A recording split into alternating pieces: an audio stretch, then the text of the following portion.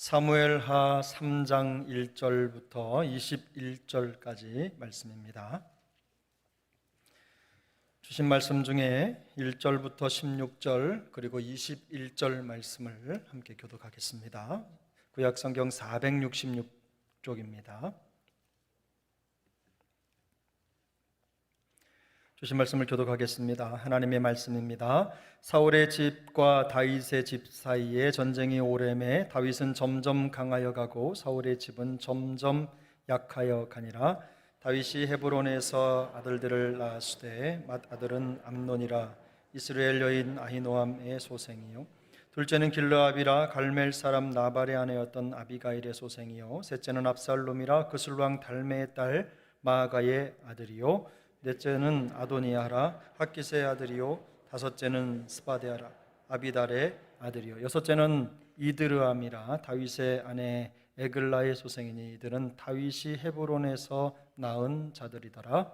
사울의 집과 다윗의 집 사이에 전쟁이 있는 동안에 아브넬이 사울의 집에서 점점 권세를 잡으니라. 사울에게 첩이 있었으니 이름은 리스바요 아야의 딸이더라. 이스보셋이 아브넬에게 이르되 내가 어찌하여 내 아버지의 첩과 통간하였느냐 하니 아브넬이 이스보셋의 말을 매우 분하게 여겨 이르되 내가 유다의 계머리냐 내가 오늘 당신의 아버지 사울의 집과 그의 형제와 그의 친구에게 은혜를 베풀어 당신을 다윗의 손에 내주지 아니하였거늘 당신이 오늘 이 여인에게 관한 허물을 내게 돌리는도다.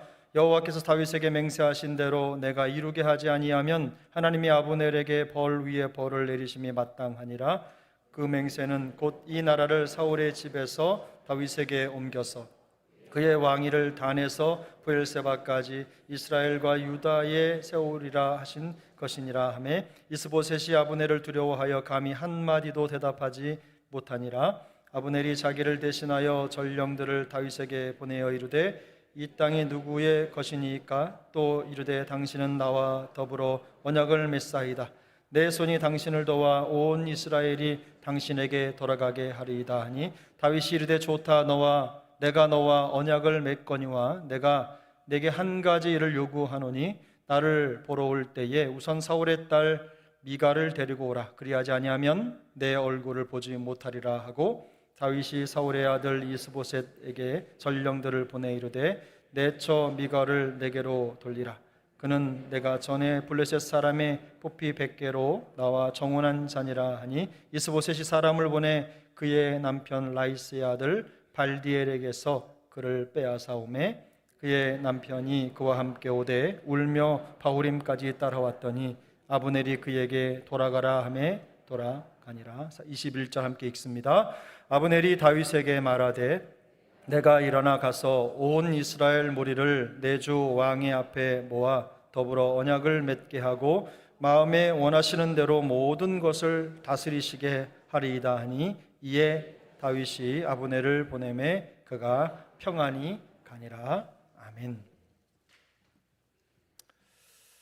오늘은 함께 읽은 사무엘하 3장 1절부터 21절까지의 본문을 가지고 협상의 위험이라는 제목으로 말씀을 나누겠습니다. 제목에서 말씀드린 것처럼 오늘 본문은 유다 왕이죠. 다윗과 그 다음에 북이스라엘 사울의 왕 이스보셋이 왕으로 있었지만 섭정을 했었던 아브넬 사이에서 이루어진 협상 내용을 다루고 있습니다. 어떤 일이나 상황에 대해서 협상을 한다는 것은 일장일단이 있습니다. 장점도 있고 단점이 있다는 뜻입니다.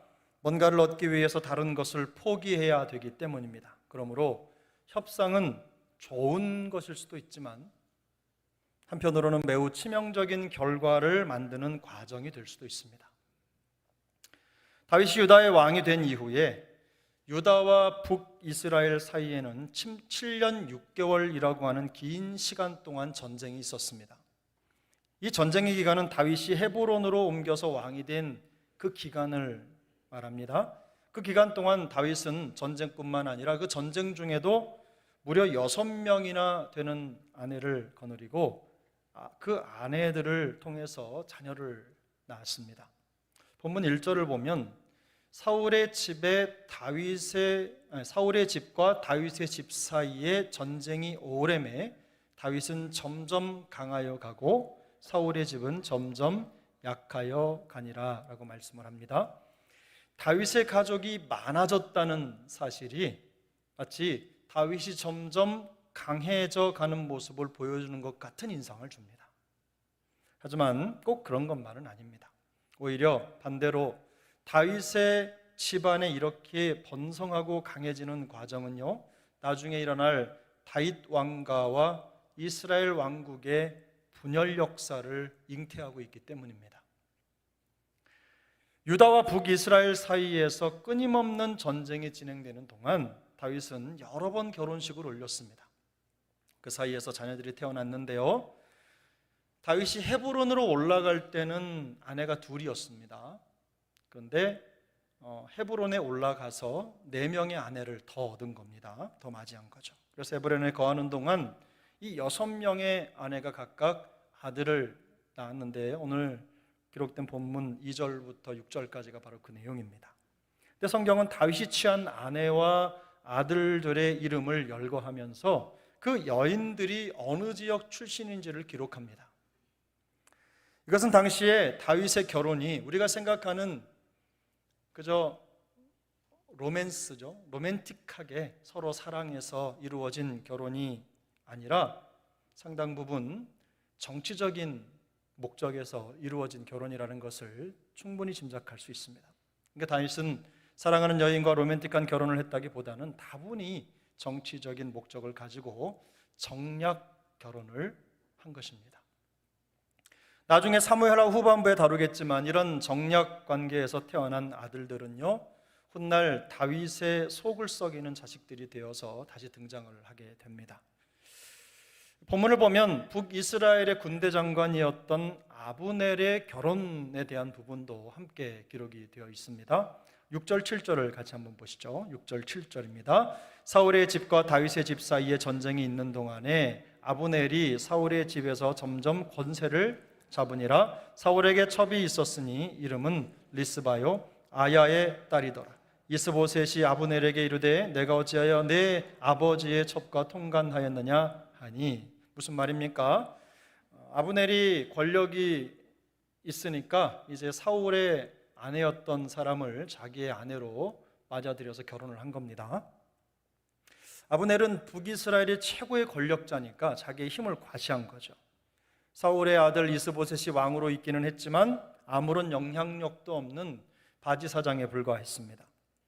이스보셋은 아브넬이 사울의 아내였던 리스바와 강제로 결혼을 강행한 것에 대해서 그 잘못을 지적합니다. 그런데 이 문제 때문에 오히려 아브넬을 자극하게 되고 이스보셋은 좀 더 궁지에 몰리게 됩니다. 아브넬이 사울의 아내와 결혼하려고 한 이유는 분명합니다. 그녀를 사랑해서 그와 결혼한 것이 아닙니다. 정치적으로 자신의 입지를 공고히 하기 위해서 결혼을 한 것입니다. 이와 비슷한 정치적인 맥락에서 본문에는 다윗의 또 다른 결혼 사실을 보여주는데요, 13절 14절입니다 13절 14절 함께 읽습니다. 다윗이 이르되 좋다, 내가 너와 언약을 맺거니와 내가 내게 한 가지 일을 요구하노니 나를 보러 올 때에 우선 사울의 딸 미갈을 데리고 오라. 그리하지 아니하면 내 얼굴을 보지 못하리라 하고, 다윗이 사울의 아들 이스보셋에게 전령들을 보내 이르되 내 처 미갈을 내게로 돌리라. 그는 내가 전에 블레셋 사람의 포피 100개로 나와 정혼한 자니라 하니. 사울 왕이 이스라엘을 다스릴 당시에 다윗은 그의 딸 미갈과 결혼식을 올렸습니다. 하지만 사울은 다윗을 시기하여 쫓아냈고, 그리고 자기의 딸 미갈을 다른 사람에게 시집 보내버렸습니다. 그 내용이 사무엘상 25장에 나오는데요, 그런데 다윗이 아브넬과 협상 과정에서 이미 다른 사람의 아내가 되어 살고 있는 미갈을 돌려달라고 요청합니다. 사실은 이 요청은요, 당연한 요청이 아니라 매우 무례한 요청입니다. 미갈이 첫 번째 아내인 건 맞지만 긴 세월 동안 잊고 있었습니다. 광야 세월을 지나면서 이미 다윗에게는 2명의 아내가 있었습니다. 물론 미갈에 대한 미안한 마음이 있어서 미갈을 다시 찾은 것일 수도 있지만, 그러나 정황상 볼 때 다윗이 미갈을 다시 찾은 것은 정치적인 의도가 있는 것이 분명합니다. 사울의 딸인 미갈을 자기의 아내로 맞이하면 사울 왕조를 그저 침탈하는 것이 아니라 그 왕조를 이어갈 수 있는 명분이 쌓이기 때문에 다윗은 미갈을 다시 찾아들인 겁니다. 문제는 다윗이 광야 생활을 하는 동안에 많은 시간이 흘렀고 미갈은 이미 다른 사람과 결혼을 해버렸다는 겁니다. 하지만 다윗은 아브넬을 이용해서 미갈을 강제로 빼앗아 버렸습니다.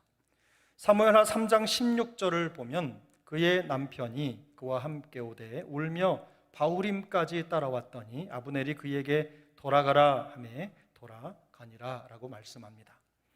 미갈의 남편 발디엘이 통곡하면서 따라갑니다.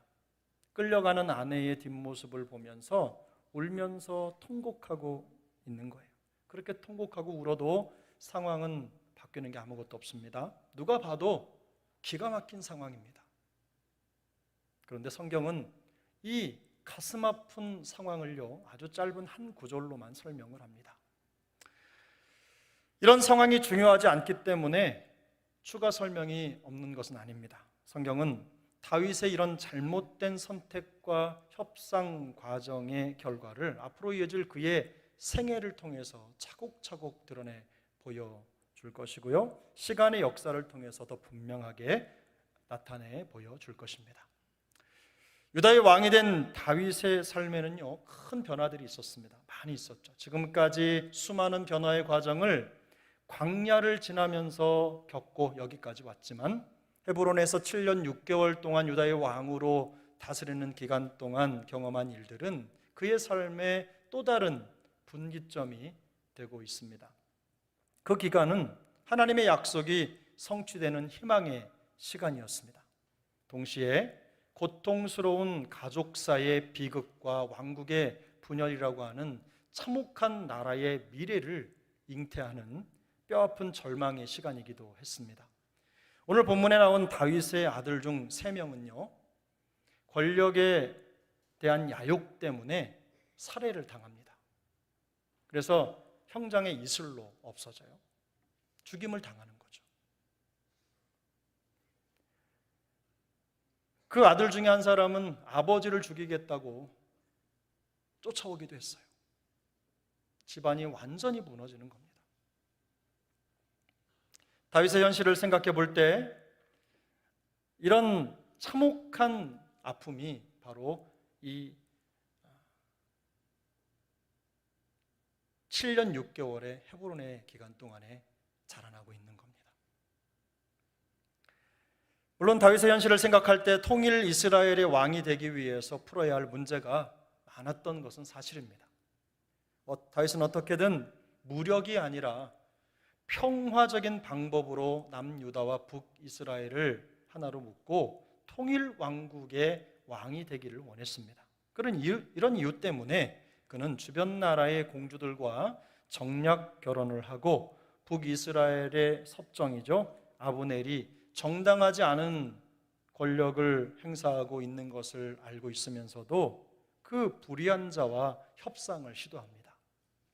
하지만 그는 이런 원칙 없는 협상이 얼마나 위험한 것인지 또 어떤 치명적인 결과를 가져올지에 대해서 전혀 예측하지 못하는 허점을 보여줬습니다.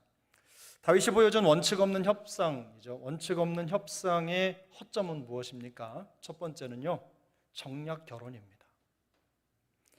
결혼을 정략적으로 이용해서 일부 다처제를 받아들인 겁니다. 그는 하루라도 빨리 평화체제를 구축하고 부강한 나라를 세우기를 원했습니다.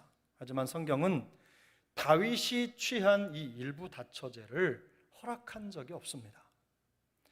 우리 믿음의 조상이라고 일컬어지는 아브라함도 일부 다처를 받아들였죠.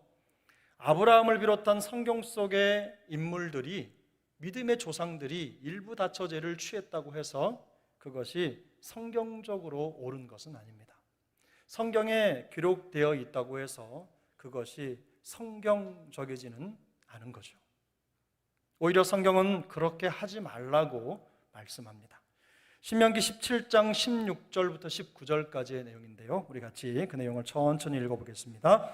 그는 병마를 많이 두지 말 것이요 병마를 많이 얻으려고 그 백성을 애굽으로 돌아가게 하지 말 것이며, 이는 여호와께서 너희에게 이르시기를 너희가 이후에는 그 길로 다시 돌아가지 말 것이라 하셨음이며, 그에게 아내를 많이 두어 그의 마음이 미혹되게 하지 말 것이며, 자기를 위하여 은금을 많이 쌓지 말 것이니라. 그가 왕위에 오르거든 이 율법서의 등사본을 레위 사람 제사장 앞에서 책에 기록하여 평생에 자기 옆에 두고 읽어 그의 하나님 여호와 경외하기를 배우며 이 율법의 모든 말과 이 규례를 다 지켜 행할 것이라. 아멘.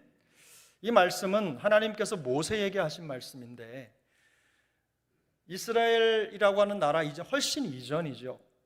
하나님이 이스라엘 백성이 가나안 땅에 들어가 살 무렵에 하나님은 이 가나안 땅에 들어가는 이스라엘 백성들이 가나안의 이방 족속을 보면 그들이 하고 있는 문화를 따라갈 것이라는 것을 알고 계셨어요.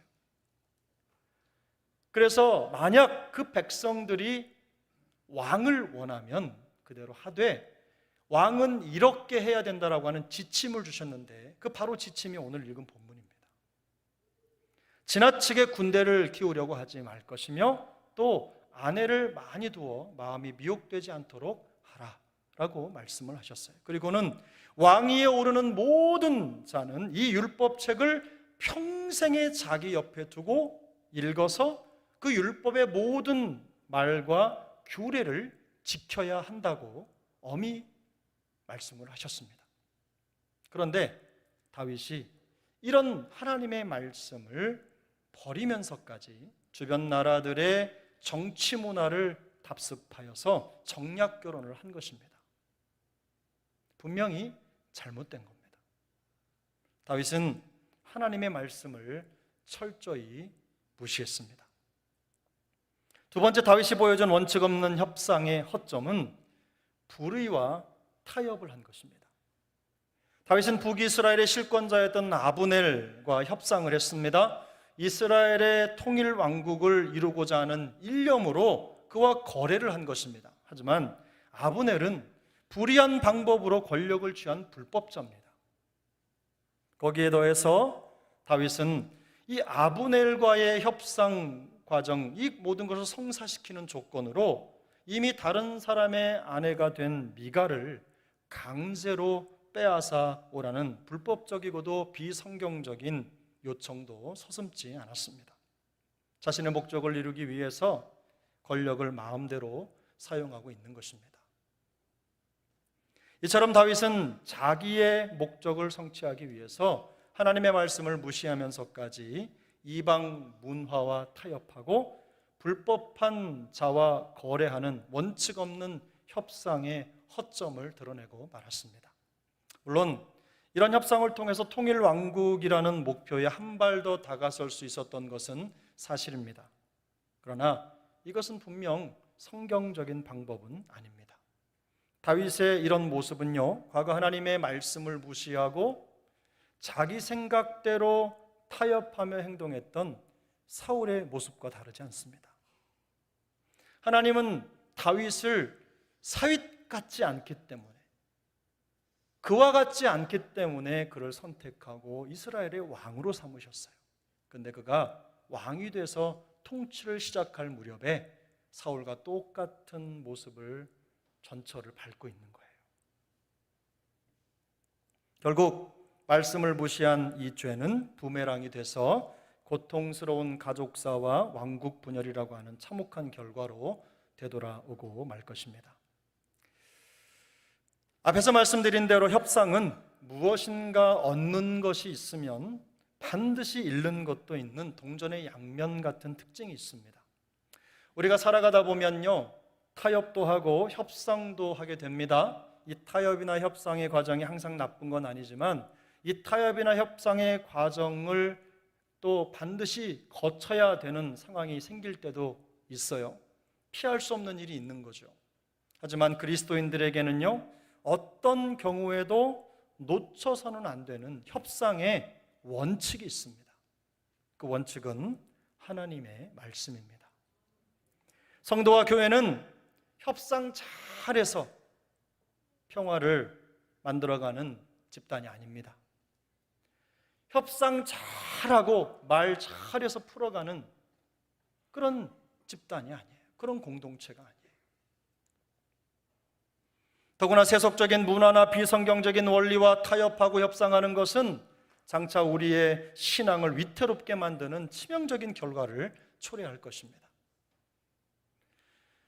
여호수아 1장 8절을 함께 읽겠습니다. 여호수아 1장 8절입니다. 함께 읽습니다. 이 율법책을 내 입에서 떠나지 말게 하며 주야로 그것을 묵상하여 그 안에 기록된 대로 다 지켜 행하라. 그리하면 내 길이 평탄하게 될 것이며 내가 형통하리라.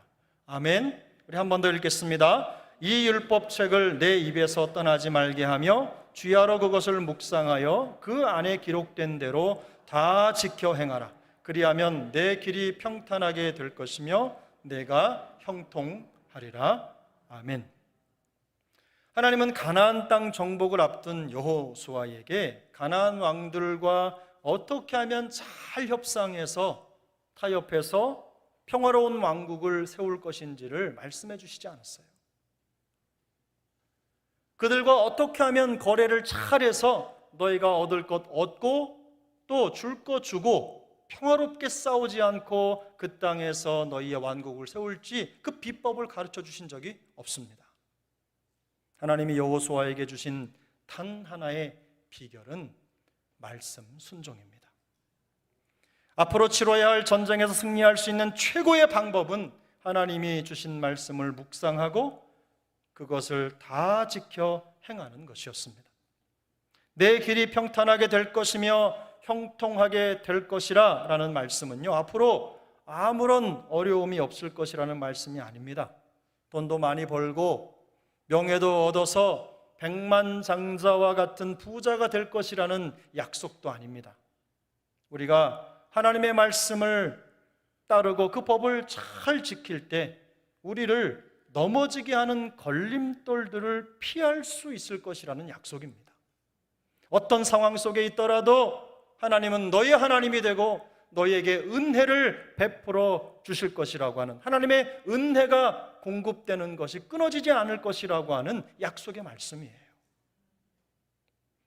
시편 84편 11절은 이렇게 말씀합니다. 여호와 하나님은 해요 방패시라. 여호와께서 은혜와 영화를 주시며 정직하게 행하는 자에게 좋은 것을 아끼지 아니하실 것임이니이다. 아멘. 이것은 하나님의 말씀을 지켜 행하는 자들에게 허락하신 영원한 약속입니다. 하나님의 말씀을 지켜 따르는 자들에게 하나님은 좋은 것으로 주시겠다고 약속하십니다. 우리가 하나님의 말씀의 원칙을 지키며 살아갈 때 하나님은 우리에게 우리 생각할 때 좋은 게 아니라 전능하신 하나님, 천지 만물을 지으신 만물의 주인 되신 그 주님이 보실 때 좋은 것으로 갚아 주신다는 말씀입니다. 예레미야 5장 25절은 또 이렇게 말씀합니다. 너희 허물이 이러한 일들을 물리쳤고 너희 죄가 너희로부터 좋은 것을 막았느니라. 너희 죄가 너희로부터 좋은 것을 막았느니라. 성경은요, 우리가 하나님이 허락하시는 좋은 것을 받지 못하고 누리지 못하는 이유가 있는데 그 이유가 바로 죄라고 말씀합니다. 눈앞에 보이는 순간의 이익이나 마음의 충동을 이기지 못하고 하나님의 말씀을 어기면서까지 잘못된 문화와 타협하고 협상하는 죄를 범하기 때문에 하나님이 우리에게 허락하신 그 좋은 것을 누리지 못하게 된다는 말씀입니다. 이런 타협과 협상을 통해서 우리는 순간적인 이익을 얻을 수 있을지도 모릅니다. 하지만 그것은 분명 죄의 부메랑이 되어서 우리의 신앙과 삶에 치명적인 후유증을 남기게 될 것입니다. 시편 81편 11절부터 16절인데요. 우리 말씀을 같이 읽어보겠습니다. 내 백성이 내 소리를 듣지 아니하며 이스라엘이 나를 원하지 아니하였도다. 그러므로 내가 그의 마음을 완악한 대로 버려두어 그의 임의대로 행하게 하였도다. 내 백성아 내 말을 들으라. 이스라엘아 내 도를 따르라. 그리하면 내가 속히 그들의 원수를 누르고 내 손을 돌려 그들의 대적들을 치리니 여호와를 미워하는 자는 그에게 복종하는 채할지라도 그들의 시대는 영원히 계속되리라. 또 내가 기름진 밀을 그들에게 먹이며 반석에서 나오는 꿀로 너를 만족하게 하리라 하셨도다. 아멘. 이 말씀은 하나님은 주의 말씀을 듣고 따르는 자들에게 승리를 허락해 주시고 진정한 풍요를 누리도록 해 주신다는 말씀이에요. 그러나 반대의 경우도 있습니다. 11절, 12절이 바로 그 내용이죠. 주님은 말씀을 듣지 않고 하나님을 원하지 않는 자들의 마음을 완악하게 내버려 두셔서 그들이 임의로 행하게 하신다고 말씀하세요. 여러분, 말씀에 어긋난 생활이라고 하는 건요, 대놓고 말씀을 어기고 순종하지 않는 것만을 의미하지 않습니다. 여러분, 우리 중에 누가 대놓고 말씀 어기려고 하는 사람이 있어요? 우리 중에 누가 하나님의 말씀을 대적하면서 살고자 하는 마음 어디 있어요? 근데요, 여기서 말씀하는 하나님의 말씀을 어기고 하나님께서 벌하시는 인생의 특징은 뭐냐면요, 그들이 그들의 생각대로 살도록 내버려 두시는 거예요. 그렇게 말씀했잖아요.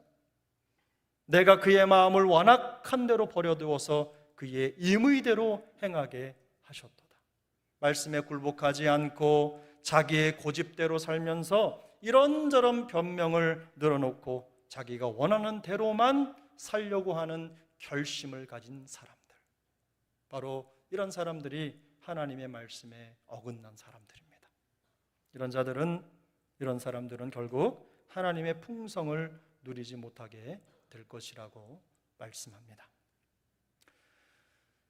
대체로 다윗은 하나님을 기쁘시게 해드리는 삶을 살았습니다.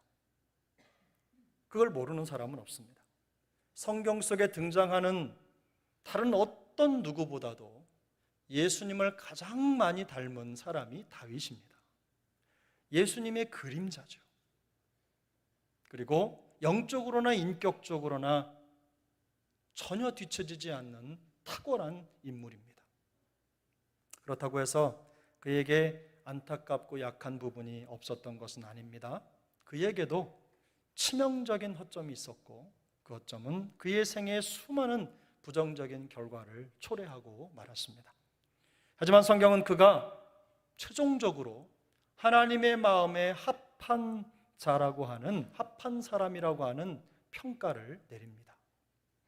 그가 그런 평가를 받을 수 있었던 이유는요, 말씀의 깨달음이 있을 때면 언제든지 그는 세상과 타협하고 협상했던 그 불신앙에서 돌이켜서 다시 하나님 앞에 서는 순종, 복종의 모습을 포기하지 않았다는 거예요. 그는 이렇게 기도합니다. 하나님이여, 내 속에 정한 마음을 창조하시고 내 안에 정직한 영을 새롭게 하소서. 나를 주 앞에서 쫓아내지 마시며 주의 성령을 내게서 거두지 마소서. 하나님이여, 내 마음이 확정되었사오니 내가 노래하고 내가 찬송하리이다.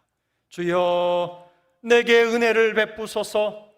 주의 종에게 힘을 주시고 일심으로 주를 경외하게 하옵소서. 나를 붙드소서. 그리하시면 내가 구원을 얻고 주의 율례들에 항상 주의하리이다. 아멘. 다윗의 기도입니다. 여러분 같이 한번 기도해 보실까요? 이 다윗의 기도로 우리 자막을 보면서. 자막이